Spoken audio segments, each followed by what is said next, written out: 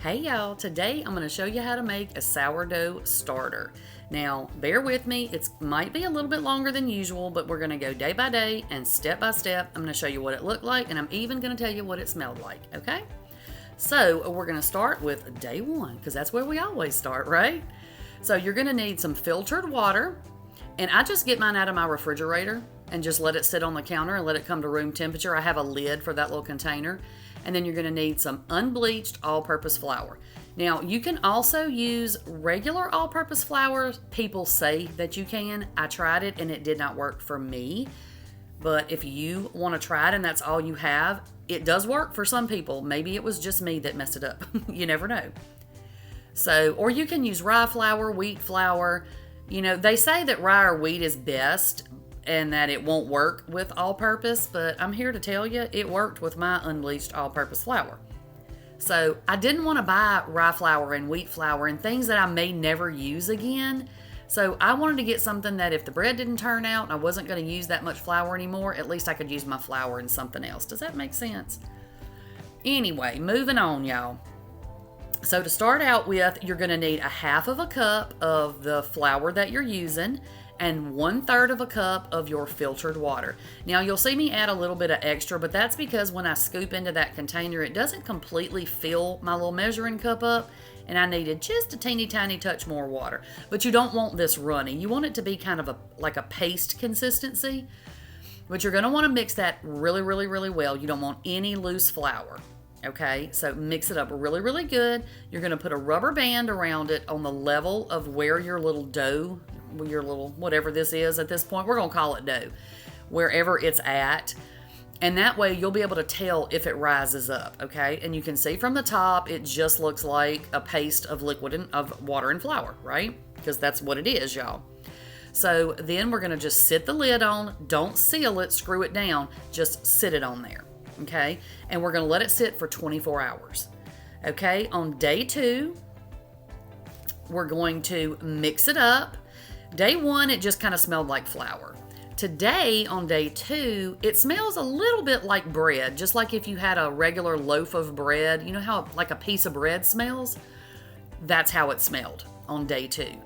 And it may not be that way for you. Everything I'm telling you, it may not look exactly like mine, or it may not smell exactly like mine. But I'm telling you this so that you'll know it's going to go through different stages, and it's okay for those things to happen. And you see I have a couple of little tiny bubbles on top. Okay, so after, this is the morning of day 2. I mixed it up. That's all I did. I just got up, I looked at it, filmed a little bit for y'all, and I stirred it up. Put the top back on it, and I let it sit another 24 hours. And I let mine, y'all, sit on my stove, just, with like my stove light on. That was it. And so this is day 3 in the morning. It smelled a little tiny bit sour, and you can see that it rose up above where I have the rubber band at, and you can see down in the bottom of the jar, all those tiny little bubbles starting to form. See all those little bubbles in there? So when we see that, we saw it rise up, we see the little bubbles, and look at all the bubbles on top, y'all. We know it's doing something, okay? So we're going to just go, you know what? We're going to keep on going. Now, I will tell you, I tried this, tried to make a starter several times before this, and I failed every time. So if it doesn't come out right, y'all, just keep trying. If you really want to do this, just try again. But I'm hoping that by me making this video for y'all, which several people did ask me to do, I'm hoping that this will help you, that you'll see that, don't throw it away just because of this, or just keep going, because sometimes it takes a little bit longer than what all the videos tell you. And let me tell you, I watched a ton of videos. A ton, y'all. So I'm hoping that what I learned from everything I watched and all the mistakes I made is going to help make it a little easier for y'all. So just bear with me. Like I said, I know this is a little bit longer video, but we're going to get to the end, I promise. So what you're going to do on day 3 is you're going to discard all but 3 tablespoons of this, okay? And there are tons of videos out there on what you can do with the starter that you don't use, that like your discard. But I was a little overwhelmed with just trying to make the starter, and I did not want to get into trying to figure out videos of how to make other things with the starter. Now, maybe one day we'll do that, but it ain't gonna be today, y'all. So maybe it's wasteful, you know, maybe y'all consider it wasteful, and maybe it is, but it's what I did. So you know what? Well, don't come for me in the comments about it, because I know what I did, and this is how I did it, and this is, you know, this is what we did. This is the journey we took. So you're gonna keep 3 tablespoons of starter. So instead of trying to figure out how much 3 tablespoons was in the bottom of that big jar, I just put 3 tablespoons into a new jar. Does that make sense? I know y'all saw it, but you know, y'all are smart. I already know. So what we're gonna do is we're gonna add half a cup of flour and 1/3 of a cup of our water. And make sure that your water is room temperature, y'all. If it's cold, it's not gonna do anything for that yeast. You need to have it room temperature, okay? Because we're growing yeast. We're not activating anything at this point. We're just trying to grow it. We're trying to get it started, so we don't want to mess it up. So you're going to put your flour in your water, mix it up really, really good, put your rubber band on there, and you can see there are still a few little bubbles down in the bottom, because when you mix that up, it doesn't get rid of your bubbles, it doesn't pop your bubbles, it just mixes them into your new little, you know, newly formed dough. So what I decided to do when I took the stuff out of this big jar, I was left with about 3 tablespoons. So I thought, you know what? I'm going to do 2 of these. I'm going to do a small jar and a big jar, and we'll see if there's any differences, what happens, whatever, okay? So I did the same exact thing. I added a half a cup of flour, 1/3 of a cup of water, and I mixed it up really, really good. You want to make sure you get every bit of that flour incorporated. You don't want any dry flour left over when you're doing this. Make sure everything is mixed really, really, really well. Now, if you're a little OCD, which I am about a lot of things, but I wasn't really worried about it with this. If you want to clean the inside of your jar every time you do this, feel free. But anywho, I mixed this up. You can see the little bubbles. I readjusted my rubber band. We're going to sit the lids on top, and we're going to let them sit all day. Okay, so here we are on the evening of day 3. So on the evening of day 3, you can see that it rose up. You can see it more in the small jar because it just doesn't have as many places to go. All it has, you know, to go up. It's just more surface area in the bigger jar, if that makes any sense. But it did rise in both of them. And it smelled just a little bit sour. A little, maybe kind of a vinegary smell. But not bad. But you can definitely smell it. It definitely doesn't smell like flour anymore. You know what I mean? So anyway, we're going to go ahead and give it a nighttime feeding. Now, our nighttime feeding is going to consist of 2 tablespoons of flour and about 1.5 tablespoons of the water. And we're going to do just like when we feed it in the morning. We're just going to mix it up really, really good, readjust our rubber band, you know, all that jazz. But we're not going to put a ton in it at night. So starting on day 3, which is this day, we're going to start doing stuff twice a day to our starter, okay? So once you add your 2 tablespoons of flour and your 1.5 tablespoons of water, you're going to mix these up really, really good. Scrape your sides down the best you can so at least you can see, you know, what you're looking at. And you can see here, you can still see bubbles sitting on top of this. So adjust your rubber band, and we're going to just sit the lids on it again, and we're just going to let it sit overnight. Okay, so you see there all the little bubbles. We got our rubber bands adjusted. We're good to go.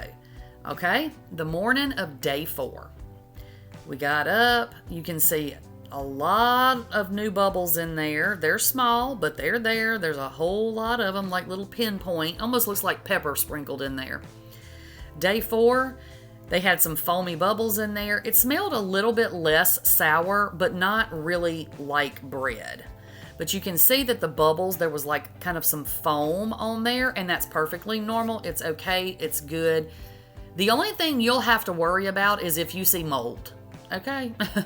And I didn't have any issue with that at all, and I don't think it's very common. But if you happened to see mold in your jars, you're going to want to throw that away and start over. And I think that would probably only happen if it was like maybe really hot in your house or something. You know what I mean? So, I don't know. Just kind of watch it. But, you know, like I said, I didn't have any issue with that. So, okay, this morning of day 4, we're going to go ahead and we're going to discard everything out of these jars except for about 3 tablespoons. So do the best you can. It doesn't have to be exact, but we're going to leave about 3 tablespoons in each jar. Now, this stuff in the bowl, if y'all hear my cat going crazy in the background, just ignore that. The stuff in the bowl is what we were talking about earlier. That's the discard that you can make other recipes with. But mine went right down the sink, y'all. I did not save it to make anything with it. And I don't know, I felt a little weird about it anyway, because I can see maybe in the early stages keeping it and cooking with it, but I wasn't real sure about it when it was like partly this and partly that. I don't know. It was just weird. My kitty cat's going crazy, y'all. I know y'all hear him. So anyway, we're going to feed it. We fed it in the morning, 1/2 cup of flour, 1/3 cup of water. Mix it up good, let it sit. So this is what it looks like on the evening of day 4. There was a tiny little bit of a rise right there and some foamy bubbles, and it smelled just a little bit sour. And, you know, it, like I said, it's going to go through different stages of how it smells, what it smells like and stuff. So don't worry if it has some strange smells at some point, okay? But see, we still got a little bit of foamy bubbles, but there's a lot more bubbles on there. They're small, but I just, you know, there's a lot more, some little areas where they're kind of foamy and stuff like that. So we're going to go ahead on day 4 in the evening time, and we're going to give it its nighttime feeding. We're going to give it 2 tablespoons of flour, 1.5 tablespoons of water. Mix it up really, really good. You know, readjust your rubber bands. And then, look, if you don't have rubber bands, y'all, you can take a little, like a permanent marker or like a dry erase marker or something and mark on the jar just so you can kind of see what it's doing. So there we are. We mixed it up. You see the bubbles aren't disappearing. Some of them are coming back to the top. So day 5 in the morning, it didn't rise any overnight.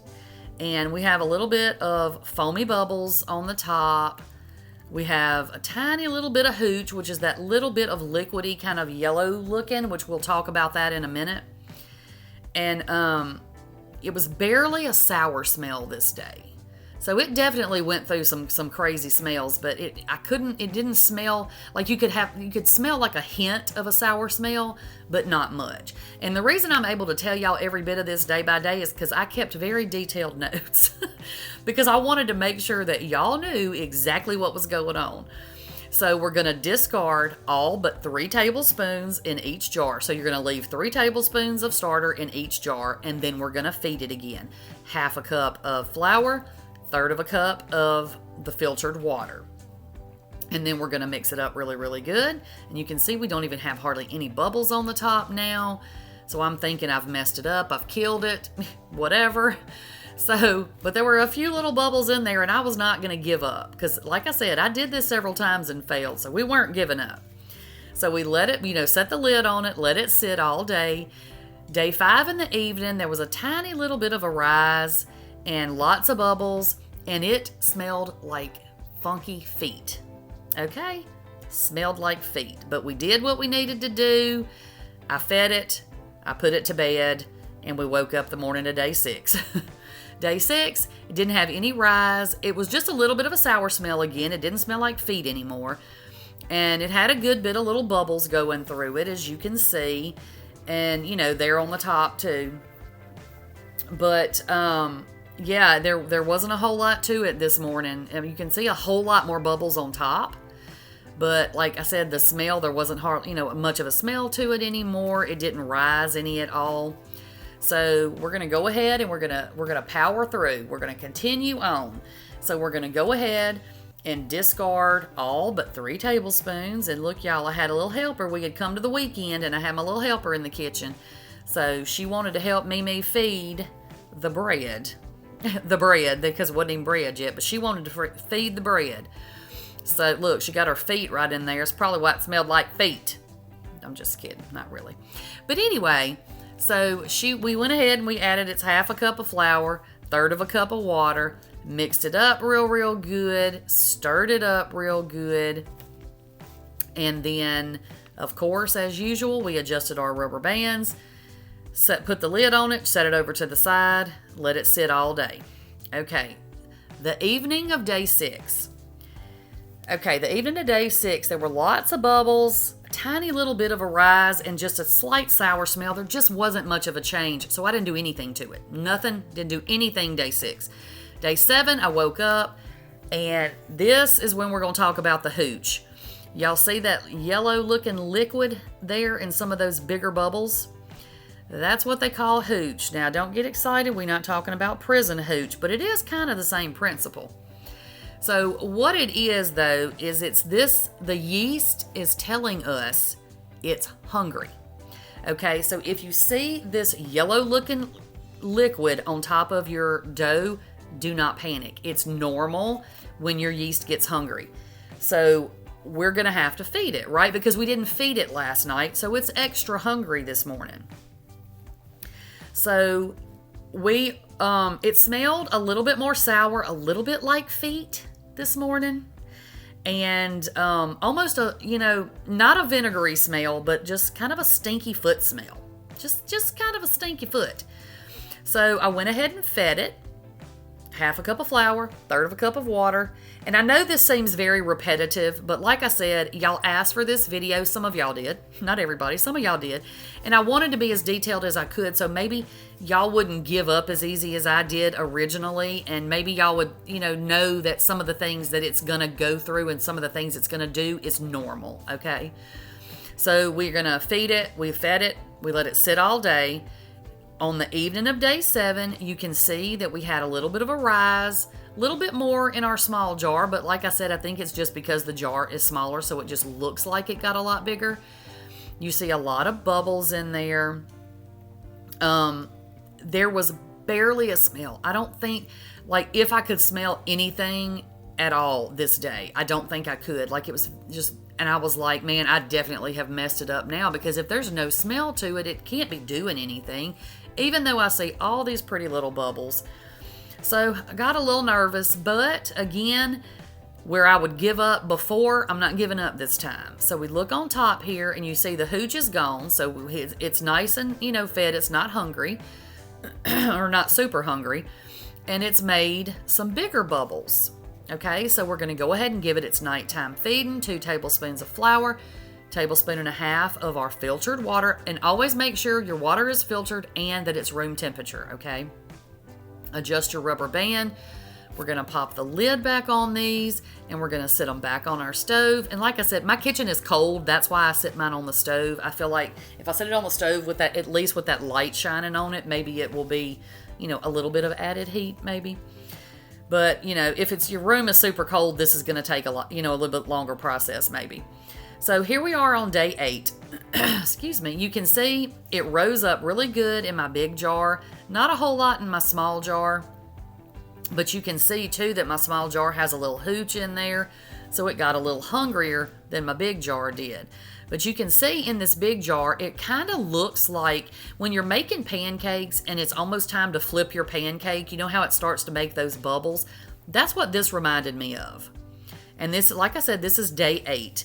So it had a little bit of a smell, just a little bit of a sour smell. But I decided I was going to go ahead and try the float test. Now, what the float test is you take your water, your filtered water, you put it in a little cup, and then you drop a little spoonful of your starter down in it.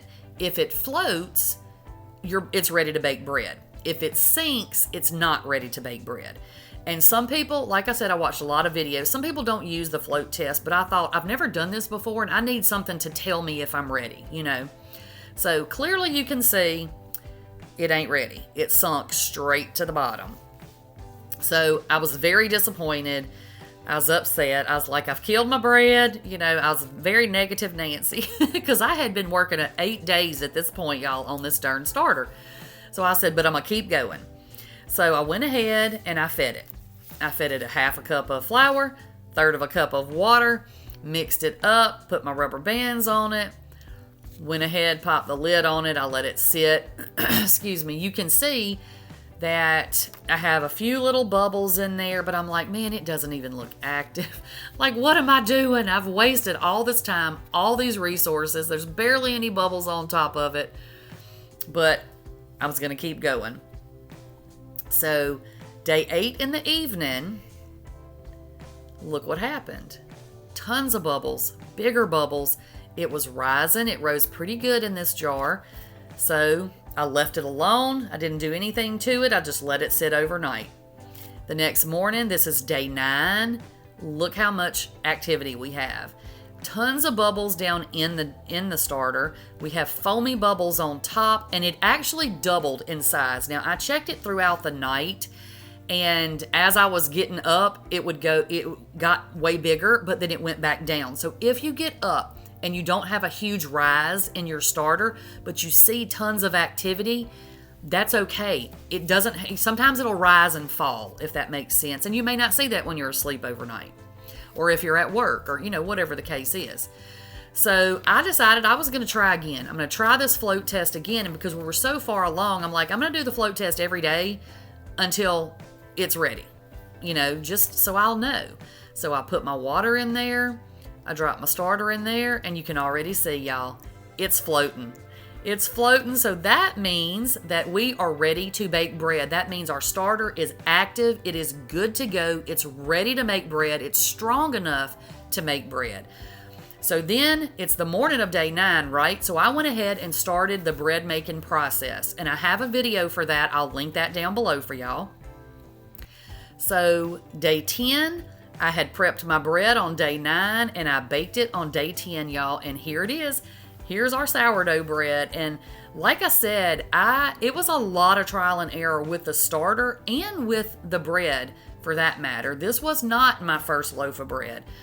I had a few failed loaves of bread, so it's a learning process, y'all. So don't be discouraged if you really want to do this, because it's easier than you think. It just sometimes takes time and a little bit of figuring out. So anyway, this was how we did it. And if y'all have any more questions about anything, or if you get started in the process and you have a question, I check my messages a lot. So, send me comment down below if you have any questions, or you can message me over on Instagram, whatever you need to do, however works for you to get in touch with me. But that's it, y'all. And I'm going to pop you the bread video right over here, and I will catch y'all on the next one. Bye, y'all.